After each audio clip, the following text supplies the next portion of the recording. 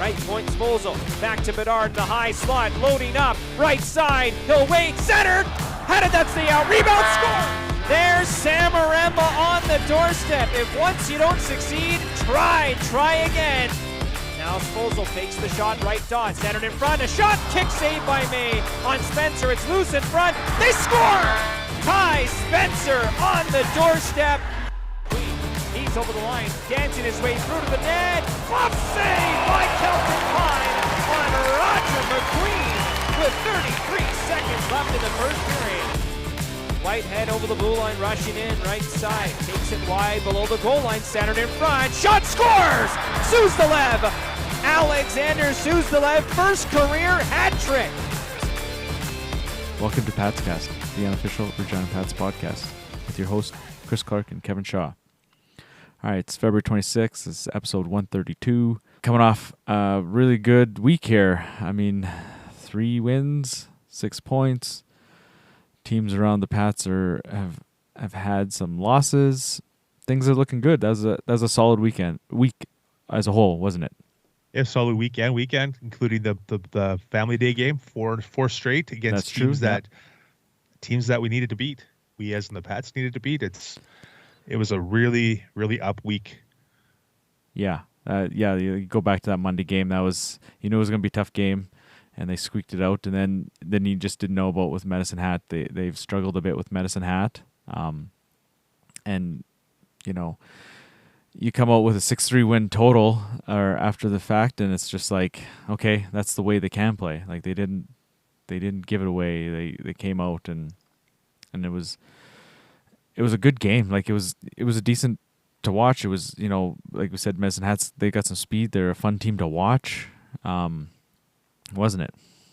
Yeah, it was a different game. It was hard to really describe other than it was a good game. Like you can't take anything away from Medicine Hat and their overall game.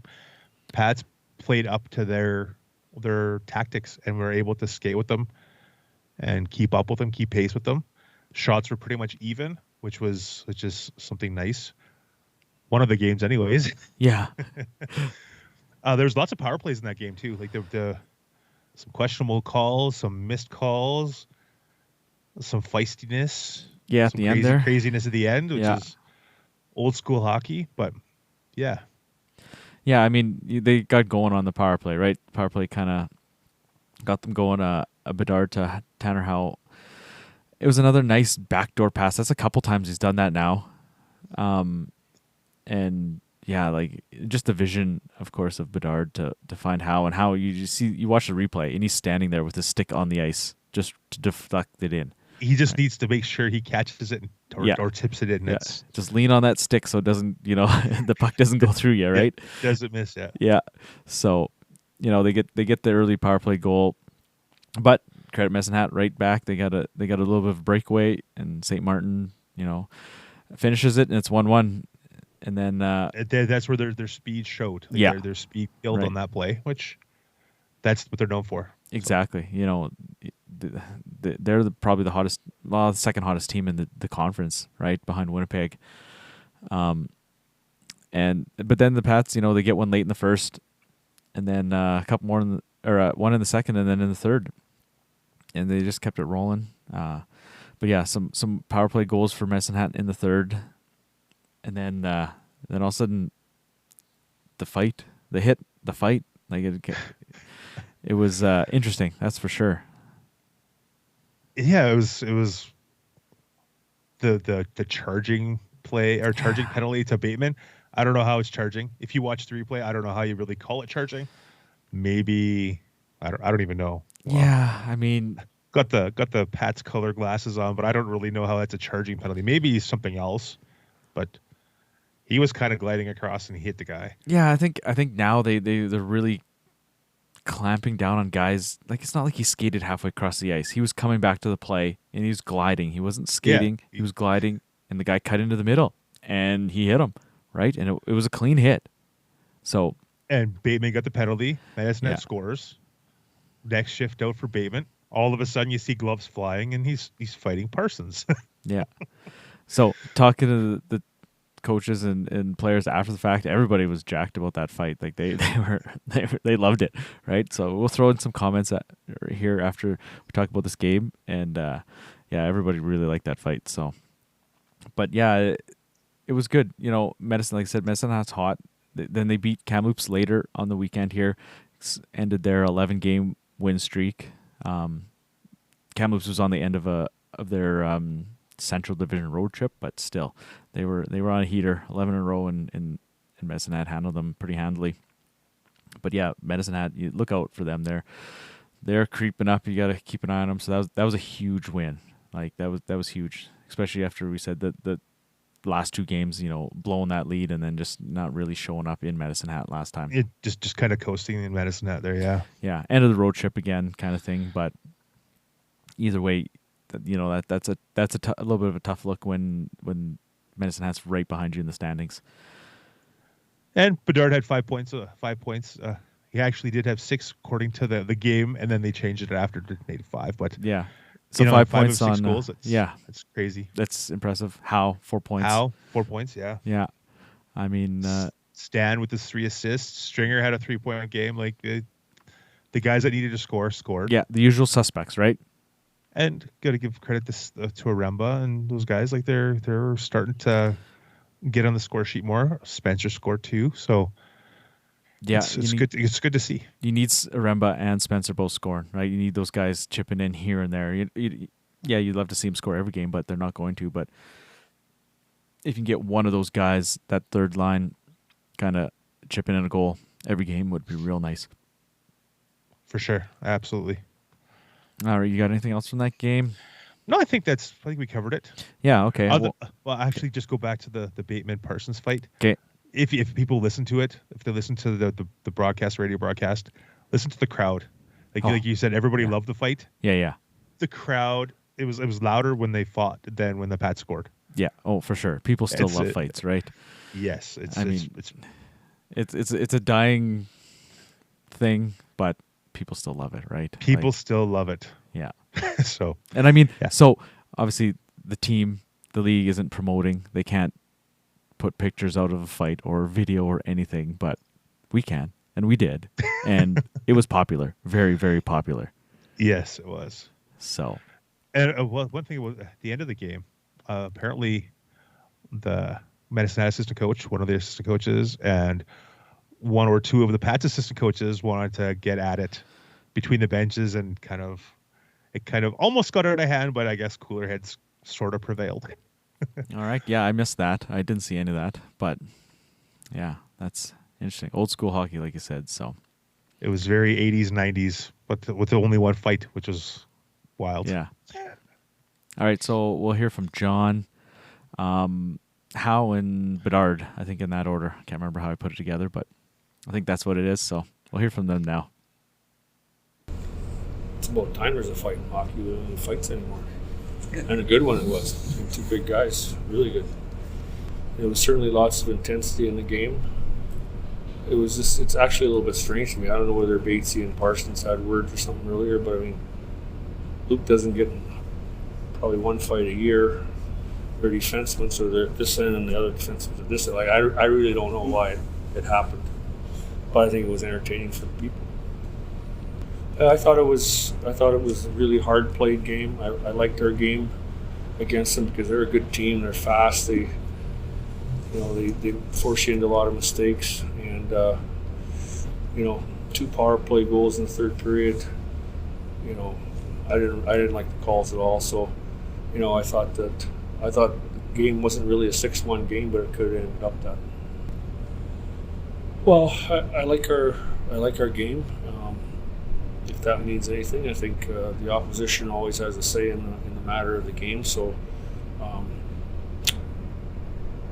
but I think we were able to play some other players tonight, and keep the ice time a little bit more balanced, and that's important with the 3 and 4. So, yeah, I mean, just really to answer more directly, we're happy going into that series with 2 wins back to back. Everyone talks about Connor Bedard as the star. Tanner Howe is a pretty good young player too. Is he kind of the future of this team? Or? For sure. He's a really good all-around player. think when you look ahead to next year, with the assumption like everybody has that Connor won't be here, there's a pretty good group of forwards there, led by Tanner. There's Suzdalev, there's Vallis, there's Whitehead, there's Spencer, there's Rowan. Like there's guys that are 18 and 19, and that's when the team. But when you have a group of 18 and 19-year-olds, that's when you're going to do something. We lose the best player, otherwise, the team would be set up really good if he was ever back. But nobody's counting on that. But sure, Tanner's going to be the probable offensive leader of the team next year. You mentioned Ness had speed. The team defensively seemed pretty good tonight. How did you like the team's overall kind of defensive? Yeah, no, I thought it was I thought we did a lot better job overall. We've talked about it enough with playing them 3 times in a relatively short period of time. To contain it, but they can force you into turnovers in our zone, and that's what happened on the one goal. No, sorry, it didn't happen. It was a rush, but anyway, I thought that we did. Last 2 games, we've been a lot better defensively than we were in Prince Albert, and I could say against Winnipeg too, but let's give Winnipeg some credit. They seem to score on everybody. Yeah, they kind of got a little chippy, and we didn't want to back off that. We kind of wanted to give it to them, and obviously Bates gave it to that guy. So yeah, it's nice to see that, and yeah, it's just old school hockey. Does that just speak to the temperature, the emotions rising as the close playoff race and teams are really starting to fight for those last few spots? Yeah, for sure. I mean, they're not going to back down. I mean, they played a full 60 minutes too, so yeah. Is that a typical Tanner Howe game? You get in there, get some points in, get in, with the feistiness? Yeah, I think that's how I want to play. I want to be in their kitchen all game. I want to try to produce, and yeah, I like that side of my game. Is the set play for you in terms of the opening face-off in the third period? Yeah, it is actually. I think we've tried it like the last 4 straight games, and it hasn't worked yet. So it's good to see, and yeah, it's our set play kind of. Do you feel yourself ready next year to step up to be the guy who fills his shoes, be the offensive guy? Yeah, for sure. I kind of want to take on that role next year, and I kind of want to build it up from this year, like get better this year to build my momentum for next year. What do you learn from a guy like Connor? I think what he does off the ice, I mean, that's a huge part. I mean, just like when he works out, he's doing extra reps, just all the little things he does, and obviously seeing him on the ice, what he does. I mean, kind of trying to copycat what he does. I mean, yeah, it's huge for me. Easier said than done to copycat what he does. Yeah, exactly. Yeah. Do you guys shoot pucks often, like outside, like after practice, even more? You go shoot, like how often do you guys do that? We try on a day off to go shoot pucks, but yeah, just staying on at the end of practice and working on like low shots or whatever it is, and yeah, just shoot pucks. What was going on in the last 5 minutes there? Yeah, I mean, obviously, pretty big game here with us being tied in the standings before this game, so there's a lot of emotion, and I think that's good for obviously the next game we play will probably be pretty physical and stuff, but no, I mean it's part of the game, and I think those are going to happen, and it's good for us. Obviously, got the crowd pretty into it. We know the value of every game, and obviously this weekend too, Brandon's really close, and I think there's that 6 to 10, even 6 to 11 there is pretty tight. So every game's so huge, and every point's massive. So for us, we're looking at that, and obviously pretty fired up going into each game. All the focus is on you. What do you think when a guy like Tanner Howe steps up? Yeah, no, I mean I'm not surprised at all. It's a common thing for him. He's got I think 70 points or something now. So I mean he's incredible, and for me, I've been so fortunate to play with him, and ever since he came here, I think he's proved a lot of people wrong with he's not later pick, but kind of mid pick, and worked his way up the lineup and has dominated the league. So for me, it's been fun to watch him kind of grow, and get to play with him has been special. I think we all teach each other stuff, and he was a guy that we really hit it off the ice right when he got here, and we're super close, and if I'm asking him questions or he's asking me something, I think we can feed off each other, and that's been a huge benefit to both of us, the team got. What do you think of that fight? Yeah, it was really good. It was one of the best ones I think this year, and two big boys going at it. So I think we kind of knew it was coming from the start of the third day. They both wanted it, so it was good to see them go at it. And obviously, I think Bedard took it, but I think more so confidence to win a game like that. Obviously a tight checking game and a team that we needed to beat them tonight, and we did, and just a realization of us being able to do that, and obviously a lot of physical play. So just us knowing we can be in those games, and that gives us confidence going into the weekend for sure. John's mentioned their speed a few times, and obviously that was kind of a point of emphasis. And yeah, you guys scored 6 goals, but defensively, how did you think the team has come along these last couple games? Yeah, for sure. I mean, we've been a lot better. I think I think there were some times in the first where we kind of got away from it a little, and then after that, I thought we were good. I mean, they're a really good team. Like I think since Christmas they got one of the best records, and they got so much skill. They're a lot of young skill, and it's a lot of fun to play them, just with their speed and skill, like I said. But for us, I think we locked it down really well after that first, especially, and give credit to our coaches obviously with preaching that, and it's big for us. And obviously Simmer played great as well. All right. So then you get the win there, and we talked about it last week. Getting one off Brandon would be nice. Home and home. It's always tough to win both, right? No matter what, either Brandon or Regina. You don't want to lose both, that's for sure. Going in, and then obviously Pats have the double travel, right? They got to go to Brandon, and then they got to come back home. But the Friday night game, you messaged me. He's like, there's no emotion. This game was just like boring, kind of, right? Like, it was a weird game, but Brandon really controlled the play, like 47 shots. Like, yeah, with that game, no sim. No, if they had no sim, they had no hope. No, Drew definitely deserves kudos for that game. It was unbelievable. Yeah, and he got first star, obviously, and it was well deserved.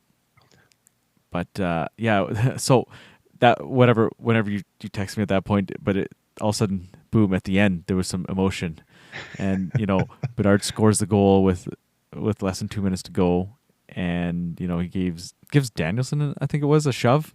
Yeah, right, and then so obviously there's some stuff going back and forth there. Then the temperature started to rise quite a bit. 58 minutes into the game, and then right at the buzzer, Sim kind of starts it, not intentionally. He was waving at Richie. He's waving at Richie, and Richie took a good swing at him with his stick, and then all hell broke loose. And then, of course, all the Pats are already on the ice. So you got a situation where there's 20 players, a bunch of Pats, and only a few 5 Vikings. Yeah, right. So then Henry comes off the bench and he just barrels into the pile, and then the rest of the Wheat Kings come, and it's kind of nothing really came of it, right? Like there wasn't much going on. Bateman and somebody else got not tangled up, but they were looking like they were going to fight. But I think if you fight after the buzzer, it's automatic, games, I think. Yeah, if you fight after, you're in trouble. Yeah. You get big time trouble. Right. So nothing really came of it. Henry got, what did he get? Henry got leaving the bench, and then Jackson Vaughn got attempt to injure penalty. Yeah, he looked like he hit Henry a couple of times. I seen one punch he hit somebody in the back of the head, and that's not a good look. Is it a match penalty? No. I don't know if that's a match penalty, but because people were throwing punches. No, there wasn't really any fights, but it was just like swinging, just people, and doing the old, face wash, grabbing and stuff, and nothing crazy. But I mean, it is what it is. But yeah, I mean, as for the game, it was not the prettiest game. I mean, it was shots 47-19. Like that's an ugly road game, and they squeak it out. And they won. That's all that matters. Yep. Right. Michaels had his second of the season. That was a nice play. Goals. Michaels. Yeah. Yeah. Like he drove the net and it chipped it over the guy's pad or through his pad somehow, and it just snuck in. So good for him. And like we said before, John's liking his speed. That's what he brings to the table, right? So. And now he's got a little bit of the offensive game going, so probably help build the confidence up a bit. Exactly, right? You get one. That's all you need is one, and then you kind of get going and go from there. And in that game, at the end of the whole kerfluffle, a Pat's coach got a game misconduct. Yeah. But there's no mention of it anywhere. So it sounds like somebody or nobody really knows why or who or what. It's what it sounds like. No one seems to know what's going on. So I mean, I guess we'll maybe find out Monday when they hand down the suspensions. Maybe they'll give up the Pats a fine or something because of the stuff after the whistle or after the buzzer or whatever. So maybe we'll find out. Yeah, we'll see what happens. Yeah, so nothing was announced obviously on the weekend. Usually nothing happens. So Henry and Jackson Vaughn both got TBD, and I think they'll review that Monday, come out Monday, maybe Tuesday. Yeah, in time for the weekly report. Yeah, or not. Who knows? If that, Maybe. if that even comes out. You never know when it comes out. Yeah. But yeah, like you said, Sim, like there's a 5-on-3, man. There's a couple of big saves on that 5-on-3, hold him in there. And yeah, like it was just an ugly road game. But a win. A win's a win. 2 points are 2 points. You can't take them away, And right? Very, very important 2 points. They're in your pocket. Yeah, so, I mean, then you come back here, Saturday night, Brandon again. Battle of the backups. Both teams starting the backups. Not unsurprising to Sim, maybe because he had quite a heavy workload. Like, he's played back-to-back, and it's not like it was 3-3 or anything. I'm sure Sim might have played if maybe it wasn't such a heavy workload on Friday. But I mean, Pyne gets a start. He's been put in some tough spots, so he gets kind of a little bit of an easier draw, so to speak. Yeah, but I mean, this game starts and he was battling a bit. Like he had some troubles with some rebounds and stuff, but he really locked it down. Like he gave up the 3 goals in the first period, didn't give up another goal, right? Yeah, then he made that huge glove save near the end of the first. Yeah, and yeah. then right at the beginning, near the beginning of the second, he made another big save. And then you could tell he was zoned in, and like he wasn't fighting the puck at all after that. Or it didn't look like he was fighting the puck at all. I mean, it was a little bit from our vantage point. Yeah, I mean, it was a little bit of that, some tips, a couple rebounds that he had trouble with, but I mean, yeah, he locked it down. And oh yeah, you stop any team at 3 goals, you're giving this Pats team a chance to win every night, right? Like, oh yeah, for sure. They're scoring plenty of goals, so that's all you ask from them, 3 or less, right? That's not bad. And John was pretty happy with the start, like right off the start, he was pretty happy with the jump. But then the first 5 minutes was pretty good. Yeah, right. And then, then they score at 6, 10, and then 15 minutes in the period, and you're like, ooh, 3-1, right? I was like, oh man. I know it's a tough look going into the second period, but power plays, the Pats were able to generate a couple power plays, and the power play is hot, it's rolling, and then you get a couple mid period, and then you get Suzdalev scoring 1 late in the period, and you're up 4-3 going to the third. And then Suzdalev again, a great shot, like going in mid third period, and it didn't. The refs didn't see it go in, I guess. I don't know. Everybody else saw it go in, but the water bottle bounced. I know. I seen the water bottle or the mesh ripple, and I was like, well, that puck was in because stuff doesn't move if it hits the post. The water bottle bounced. How does the water bottle bounce when it's on top of the net? Like, he didn't hit the net that hard with the puck, or didn't hit the crossbar that hard with the puck. Yeah, exactly right. Water bottle bounces. And it didn't hit the crossbar, so there was no crossbar sound. There was no ting or anything. Yeah, like that. right. So, but I mean, the officials did kind of struggle in this game. I mean, it kind of went both ways, I think. There was, I forgot about right off the start was the disallowed goal. And I mean, that's kind of a questionable call. I mean, it looked like, I can't remember who was going to that, but it looked like he was trying to stop. Like he was in a stopping position, motion, and the D-men just kind of pushed him into the goalie, and they waved it off right away. I mean, that's their prerogative. They can make that call. And so, obviously the crowd was not pleased with that. And then there's the Bedard hit. I mean, that looked pretty good hit. I mean, he got a kneeing, but he hit him with his shoulder.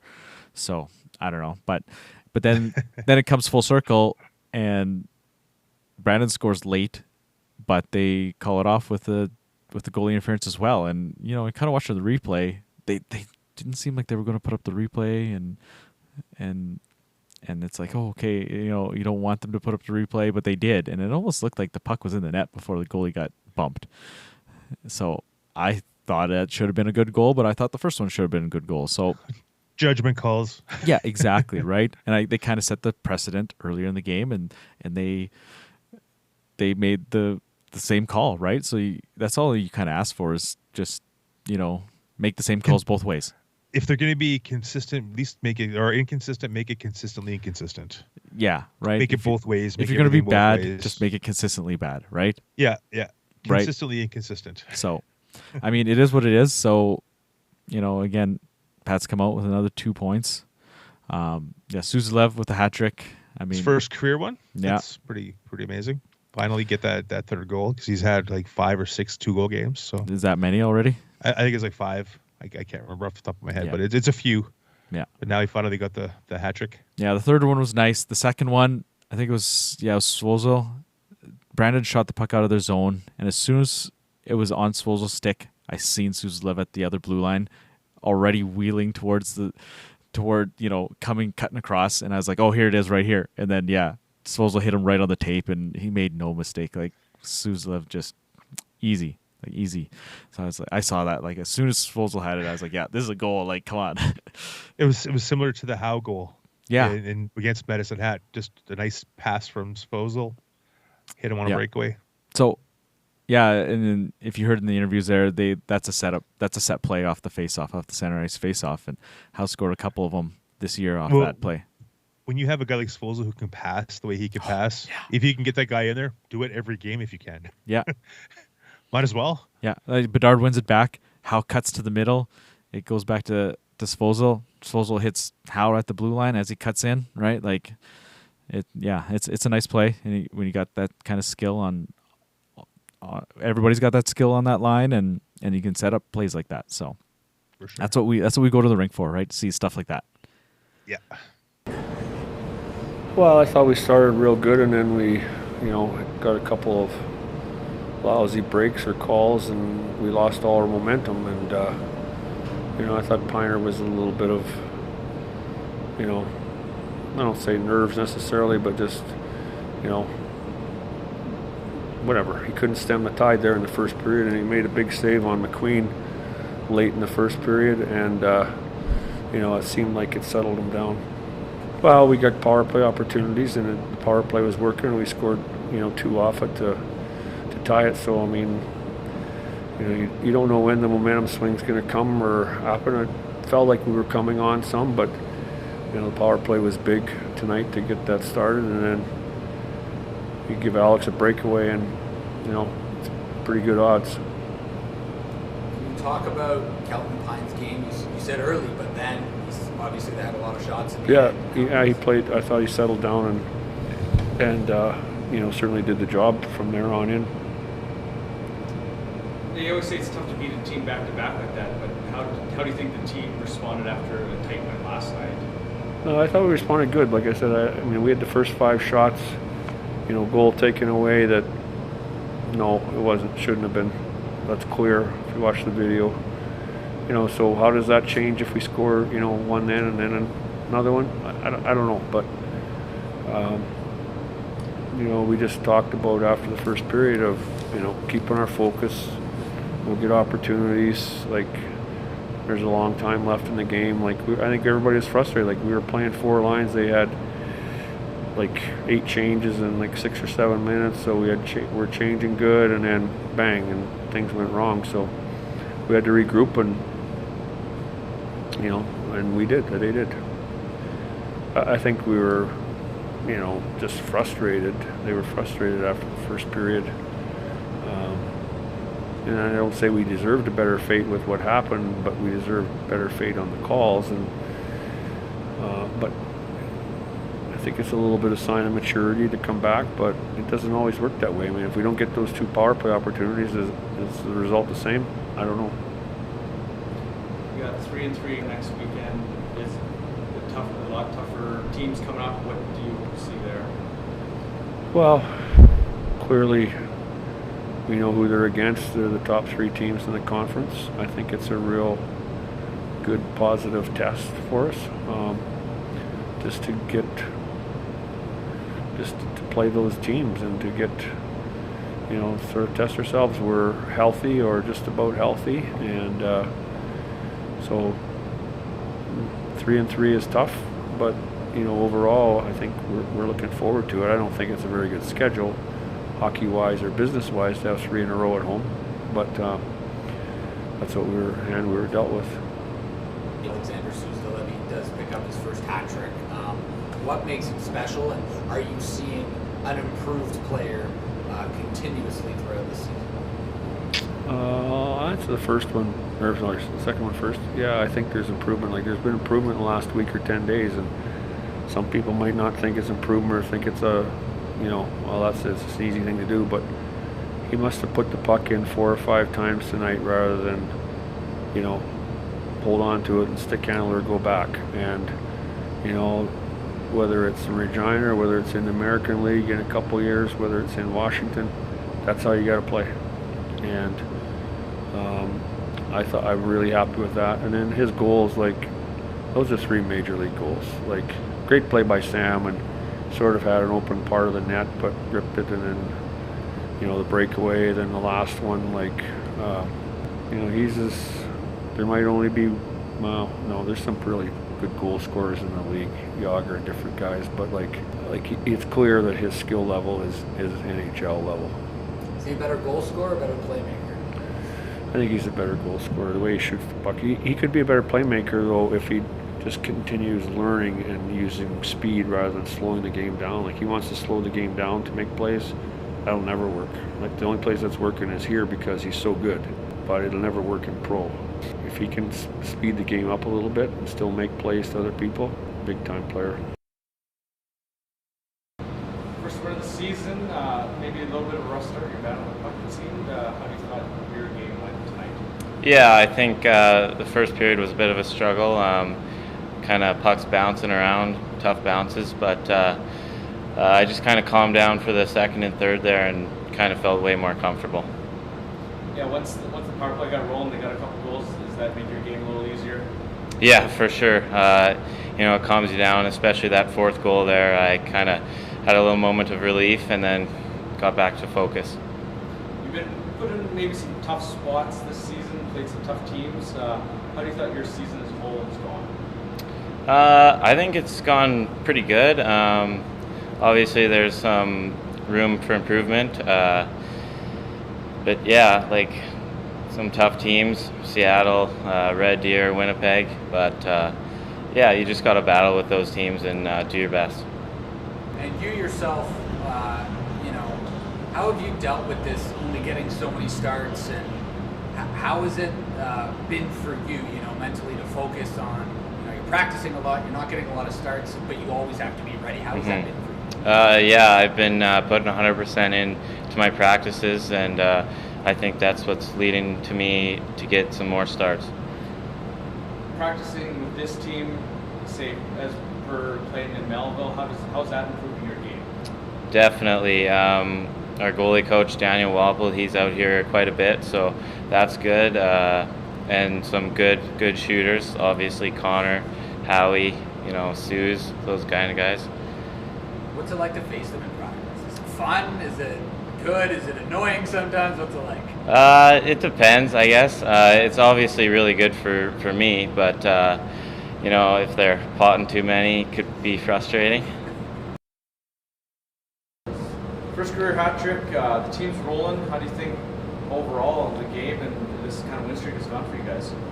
No, for sure. 4 last games will be really good, and I think if we keep playing with that pace and the forecheck, then we can do really good next week. Now we asked John, are you a better playmaker or a better shooter? And he says he thinks you're a better shooter. Do you think you're kind of getting that message and maybe shooting a little more? I think so, yeah.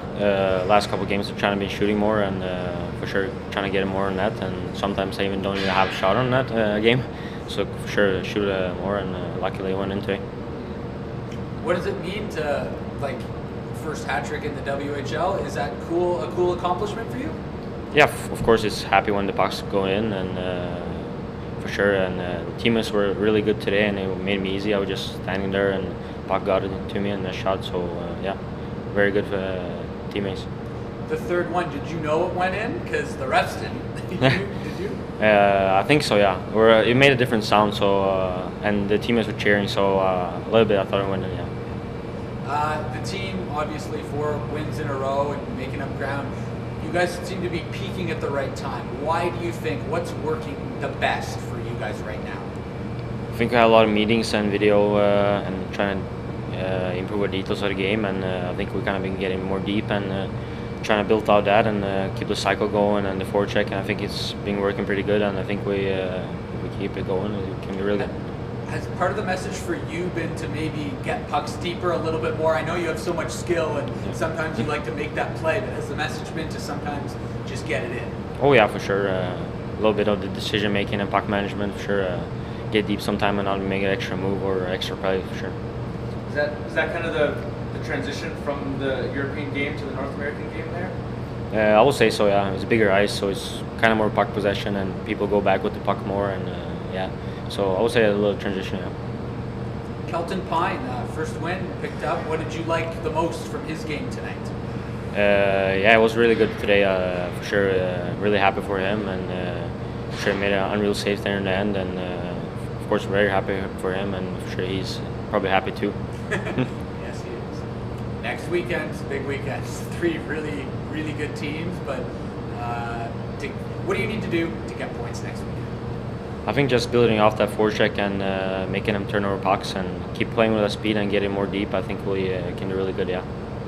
Do you feel it's been different? You guys seem to be winning recently, and Connor hasn't been stars in the game. Like earlier in the season, so much reliant on Connor's offense. Do you feel that's changing, that more guys are stepping up, more offense is coming from other people? I think he's been outstanding pretty every game. You can see like he's the best player in the world in the age group right now, and for sure he's outstanding still every game. But I think we're just taking bigger roles as other teammates, and I think for sure maybe other players can go on the scoreboard and stuff. But for sure, you had to play some little penalty kill tonight. How was that for you? Yeah, it was a little bit tough. I didn't know where I was at the time, but I think it was first time since 2 years or something. Yeah, but yeah, it was a little bit challenging, but I like it. So 3 wins, 6 points. If you look at the standings are not correct. They may be corrected, by Monday. We'll see what happens. But the Pats sit at 29-24, 2-1 with 61 points. So that puts them only 7 behind Lethbridge. Now that's. So you're telling me there's a chance? Yeah, and the Pats do have 2 games in hand. But those 2 games in hand, the schedule is a little heavy at the finish of this season here. But Lethbridge, who were they playing? They were playing Moose Jaw in Lethbridge 1, wasn't it? And I was like, oh man, I think I wouldn't have mind Lethbridge losing that game. Right?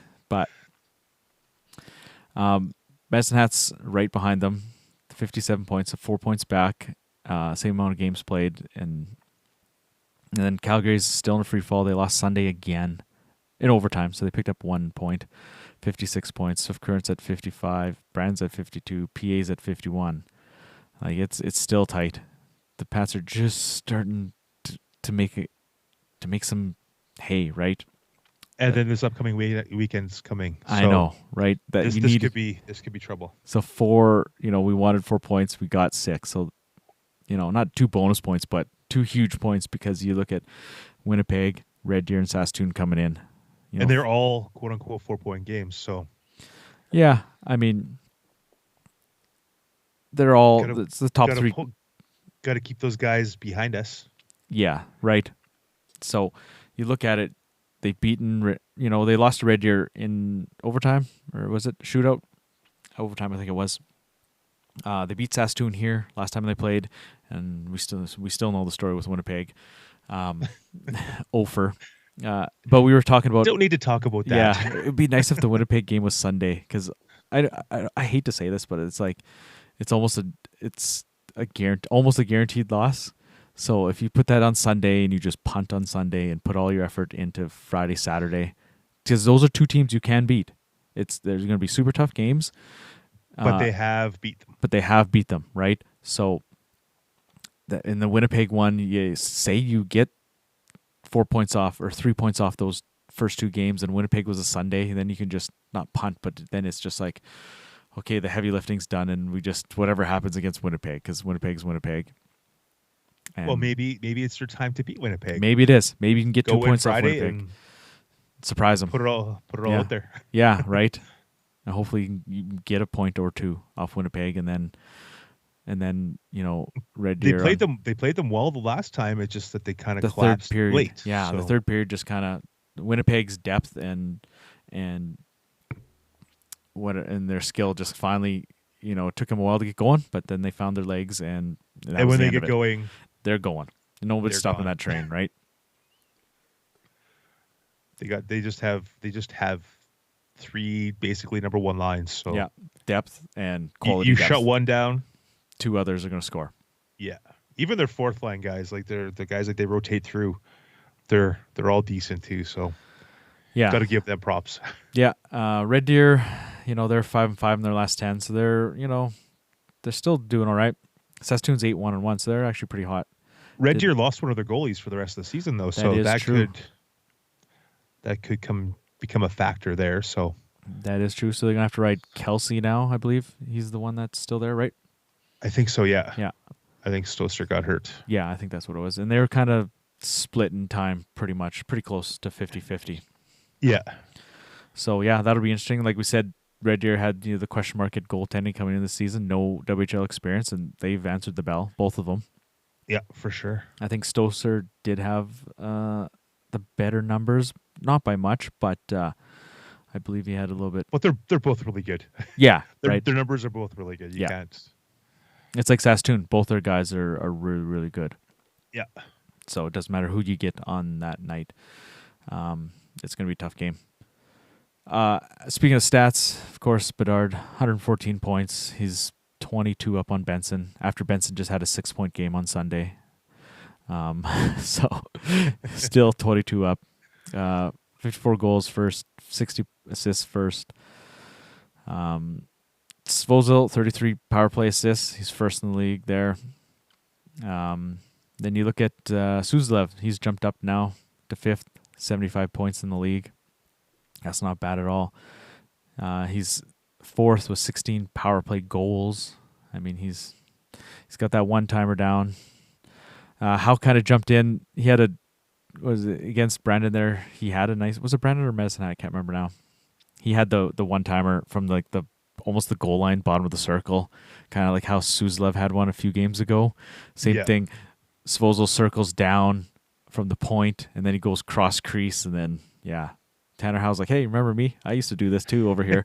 Suzdalev's kind of stole my spotlight, but I'm still good. So. And if you look at Howe's numbers, he's tied for 12th in the league in points with 70. So he kind of had a little bit of a stretch there. That not he struggled, but a little bit of a lull in his lull. Point production. Yeah, I mean he's the youngest guy on the ice pretty much most nights, right? So or youngest, one of the youngest, anyways. Yeah, pretty much. Yeah. But yeah, and then you look at Sim. He's 5th. Yeah, 5th in wins. 23 wins. So, I mean, his numbers. 24 wins. 20. You're right. They haven't put the Friday night up yet. So the game is So that puts him in 4th actually. Yeah. The game isn't completed for some reason online, so that should get fixed on Monday. His numbers, they're down in the 20s, the save percentage and the goals against, but they're both much better than last year. Almost a full goal against better than last year. So. Yeah. So that's that's nice to see. And then actually I looked at it. They've given up, or they give up the same amount of goals as they do last year. It's just it looks different this year, doesn't it? Right? Yeah. Well, the games that they would have that they're winning this year, they may have let slip away last year. Yeah. Because of sloppy defensive work or not great goaltending and stuff like that. So yeah, they had 27 wins last year. They have 29 already this year, so they have 2 more wins this year than last year already. So they gave up 4 goals a game last year. They're giving up 4 goals a game this year. They scored 3.5 last year, but they're scoring 4 this year. So there's a half a goal a game improvement there, and just overall, it looks better defensively most nights. Like we talked about that PA game. It really really was bad and stuff, but it's less and less of that. Like they Yeah, had, it seems like they're starting to lock it down a little bit more on the Yeah. defense, and unfortunately they're letting the goalies kind of fend for themselves many times. But yeah, a lot of those shots aren't really super high quality. But Yeah. the goalies are making the saves they need to. Last year they wouldn't have. It would have been instead of the goalie making or keeping it at 4-3 or 3-2, all of a sudden it would have been an extra couple goals against. It just seemed like how it went last year. Anyway, this year they're finding ways, no matter how they do it. yeah, Either be goaltending or the offense lighting it up. They seem to be willing themselves into a playoff spot. definitely. Yeah, you look at the Medicine Hat game on shots; it was pretty even. And like I said, the Friday night game against Brandon was rough, 47-19, and then even the game Saturday here, it was 38-29 Brandon. But it didn't seem like that. Yeah, like the Friday night didn't seem like yeah, he made some big saves like on the power play and stuff, but it didn't seem like it was an onslaught. But yeah, the third period kind of did. yeah, because the play was pretty much in the pad zone the whole third period. yeah. I on remember the Friday. first period. It seemed pretty even, and then I looked at the shots. It was 14-8. I'm like, okay, yeah, whatever. And then the second period was 13-8, and then yeah, the third was 20-3. Now you look at it, like that is a lot. And watching the CHL TV broadcast, we weren't able to get Dante's audio. We had to listen to the Brandon audio. And yeah, I turned on the CKRM app and it was like 5 seconds ahead. So I was listening to Dante and then watching the play after. Yeah, that's because I couldn't listen to him. I'm sorry. Yeah. It seems like Brandon and Moose Jaw both have away audio issues. It seems. Well, I think Brandon had issues automatically because earlier in the season there was a game where you can watch the first 10-ish minutes. Yeah. And on Friday, the first 3 or 4 minutes there was no audio either way. Yeah. And then also you hear a click, and then you can hear Brandon and no. Yeah, somebody flipped the right switch. It's like, oh man. Yeah, I was able to go ahead to tee up the video on the Fire Stick to the audio on my phone, so I just listened to it on my phone and watched it on the TV. So it worked out for me. But I know it was kicking me out when I paused the video a few times, but I got it and I was like, okay, good, let's go. But the season's like almost over, I know, and these right? teams are still having issues. I'm sure. I don't know what's going on with Brandon, but I think with Moose Jaw, they want you to listen to their stuff because during intermissions they have intermission shows and they have people that's talking annoying. and stuff. So I know that's annoying because usually when you're listening to the Way broadcast, if there's a live interview per se, you'll get that on the CHL. Now, if it's pre-recorded and the radio is just playing it through the radio, you don't get that on the broadcast. yeah, it's like they cut the feed so you don't get the commercials or something. I guess I don't know. Yeah, they go to Moose Jaw's production, and no offense, I pay money to listen to Regina's broadcast, not Moose Jaw's. Or like when you're watching Edmonton or whatever, you hear that they're in stand announcer guy who's got that annoying voice. Terrible. And I think Lethbridge too has a bad one, don't they? Yeah. There's a couple teams, and they make they mute Dante and CKRM, and then you have to listen to their noise. So mute it, turn on the app, and listen to Dante, and then wait till the game starts again and put it back on. Yeah. So speaking of other issues, Winnipeg, they've got issues off the ice. Pardon the pun. But yeah, there's been a lot of reports sent out or produced, lots of hearsay because nobody will respond to interview requests from the team or the league, and it sounds like there was absolutely no plan for a building. They didn't come to an agreement for a building, and now there's all sorts of rumors. Are the ice going to get moved before the playoffs? I don't think that's going to happen, but for next year, I'm sure. They're such a strong team, and how I don't understand how you could play a league final if they make it to the league final. How can you play a league final in that rink? Yeah, no doubt. It blows my mind. Yeah, it's really weird. I mean, yeah, the ownership has kind of really screwed the pooch there. Like they talked a big game, huge game, and zero has come of it. Yeah, Nothing. made big promises or whatever, and just it's nothing. It's just I don't know. Yeah, and they kind of got called out. Like the RM where they were going to build, it's like, yeah, we never did end up having an agreement for land for building, so they didn't even have land or whatever. So they kind of got called out and said, yeah, they had a talk. Yeah, talks. they had talks, but nothing substantial came of it, right? Yeah. So That's a bad look, real bad look, right? Yeah, on everybody's behalf. Yeah, so that's, the WHL doesn't like that. That makes them look bad, right? Yeah. So that's kind of something to keep an eye on going into the off season, I think. And then as for local stuff, the new hottest thing, new set of cards come out. Of course, anything with Bedard on it, people are all over it.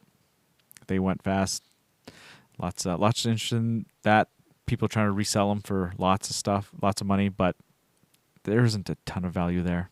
Like you can't get $125. People are asking on eBay for it because it's not worth that. Are they done with the cards though? Because that's true. They sold them in the rink, and then they sold them online, and then they added more online. Is there still more to go out? Yeah. So they haven't said that they're totally done or anything like that. So hard to say. Yeah, it seemed like Monday they sold them on Monday in-house, and then Tuesday there was about 500 online, and then Wednesday, Thursday there was another 500.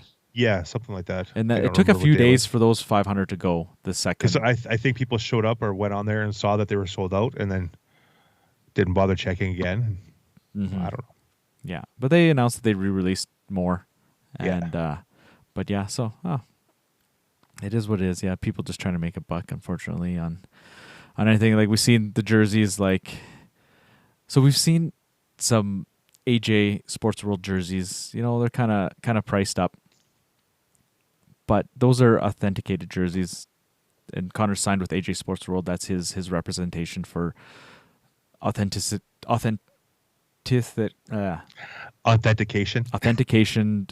merchandise or memorabilia, right? Authentic stuff. Yeah. Authentic memorabilia. That's what I was looking for. And then we went on, and actually, it's expensive to get that done. So people are asking $600-700 for a jersey that's authenticated. That's like, you're not making much on that, right? And those, I've seen some, they're not selling at that price. And then people got their jersey signed at the signing event and are trying to get $1,000 for it. Like, come on. You got to look at the market. You got to look at the market. If $600 isn't selling, it ain't going to sell for $1,000. Yeah. So, but that reminds me, the Pats announced, quietly that they've canceled the last signing event. Not kind of surprised. It kind of was a gong show. It sounded like the last one. And, the team's trying to concentrate on the playoff run and stuff I totally like get that. it, 100%. Yeah, definitely. You don't need all your players hanging around the rink for an extra 3 or 4 or 5 hours to sign 6 hours. autographs. Yeah. Especially when most people, no offense to any of the players, most people are wanting to get Bedard's autograph or meet him, take a picture with him. Yeah. That's what it seems like. You see the post-game skates and stuff. As soon as Bedard gets out there, swarmed. Yeah, So- right. But And they actually canceled the last post-game skate too, I think. yes, that's right. they did Yeah, the post-game that was skate in as the, well, the so- presser. They just announced it as changing to upcoming schedule, and then the details were in it. So they didn't announce it, on the title. So, there hasn't been not a much outrage, I don't think. Have you noticed much? I saw a couple comments and they were both positive. So Yeah. let them focus on the hockey. Yeah. They're doing lots of the outdoor hockey league stuff. They're just Yeah, doing all these that's good community stuff. appearances. Yeah. But Let I think them do their own thing and not have thousands of people wanting to see certain players. Yeah, but that's the thing. People don't read details, right? They just see a title. If they would have said signing thing canceled, there would have been a ton of outrage. But people got to click on the link and actually read the story. And I mean, it is what it is, right? Well, we'll see what happens on the 28th when the signing was supposed to happen. See if anything happened online. See what kind of if there's any people show up. Isn't this the day? Let's show up at 6 o'clock or 3 o'clock in the morning to see a specific player. Yeah. One other thing I forgot to mention there, Saturday night, was the jerseys. At first, it was kind of I don't know, they look kind of weird. I was thinking the same exact thing. Kind of look weird, but they, once you see them a few times, they actually didn't look bad. Kind of throw back to the royal blue, which it should be. Royal blue and a lighter red. And actually seeing them in person and pictures, high quality pictures and stuff, they actually look pretty decent. And you ended up picking up one as well. Yeah, same as I got last Rowan's. week. It was nice to meet him and wish him all the best for the rest of the season and hopefully a decent playoff run. But they never really gave an explanation as to what the jersey design was. Like there's the weird gray marking across. Yeah, it's But got when a very light camo design.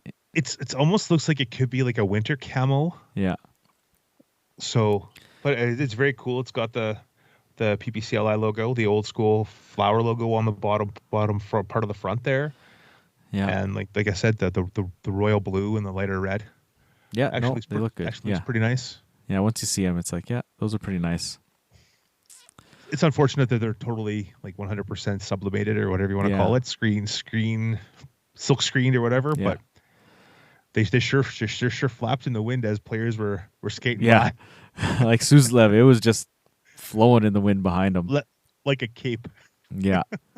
Now, is the Pats crest sublimated too, or is everything is? It's 100%. I didn't even look at that.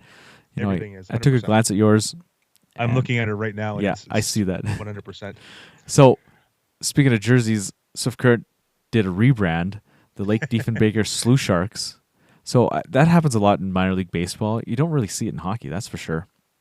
Maybe at the ECHL level kind of thing, but it happens. They do weird stuff there. Yeah, it does happen a lot in baseball where they do the whole rebrand thing. But I was looking at their jerseys. I don't know if they've expired yet or not. No, tomorrow. Tomorrow? Okay, it's tomorrow yet.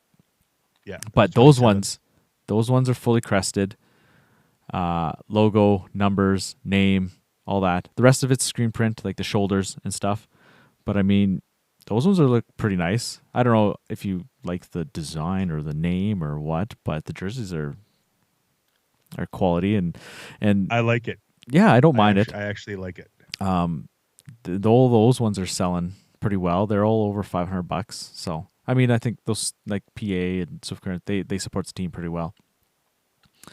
And there's something totally different. Like you could buy that from any place basically in the West, actually anywhere in Canada. Look up Lake Diefenbaker or whatever. Yeah. It's cool. I think it's cool. Yeah. So I think that's just their own thing. Like it's not a promotion with anybody, I don't believe. No, I never even saw this. I looked. They said they were auctioning these jerseys, wearing them and auctioning them off. Yeah. Never heard any of the story or anything. I think they even had some limited amount of merchandise as well. Yeah, they had their own merchandise and everything. So yeah. I think they literally rebranded for a whole game. Like the whole game, everything in the building was Slew Sharks. Okay. I noticed they even were wearing like black gloves and stuff. Like they weren't even wearing the green and blue gloves. Like from the pictures. They literally look like they rebranded for the whole thing. Yeah, no, that's pretty cool. That's neat. Like stuff. the Saskatoon Bananas. Yeah, they did the banana thing. The Blades do the bananas thing. Right. Forgot about that one. So, no, fun stuff. You know, teams are always the marketing people are always trying to, get some stuff on the go, get some interest in the team, stuff like that. So, and if you actually go to the Swift Current Broncos website right now, it says they're the Lake Diefenbaker Slew Sharks. Oh, even the website's even kind of taken over. And they got the logo on both sides and like the logo on top. The only thing that's still Swift Current is the 4-leaf clover. Oh yeah, everything else is Slew Sharks. Oh yeah, I just clicked on it here now. Yeah, that's cool. That's very, very cool. Yeah, definitely. With that, we should take off. 3-3 coming up. 3 home games, Friday, Saturday, Sunday. So it's going to be a busy weekend at the rink. And we'll see you guys there. Have a good one. Here's Bedard, left circle, back to the midpoint for Svozil. He's got goals in 3 of his last 4. Left side centered across, score! It's Tanner Howe, his 29th of the season. Svozil is always so calm and composed with the puck. He walks the blue line, takes it down low, and that's a backdoor feed for Tanner Howe, who makes no mistake. A beautiful one-timer